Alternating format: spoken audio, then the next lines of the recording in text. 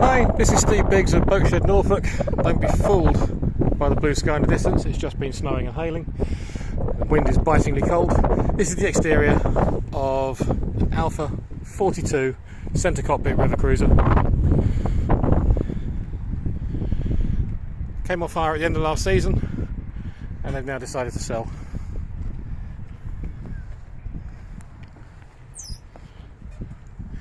Typical ex-hire boat, usual knocks and scrapes, but overall a reasonably tidy boat. Certainly got a lot of life left in her, and a huge amount of accommodation for up to 10 people should you so wish. In a fetching orange, if orange is your colour.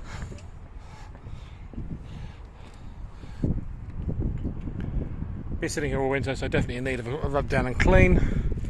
But other than that, very typical of the type. Large forward deck, common with the Alphas. Moulded front bench, which is very nice in the summer.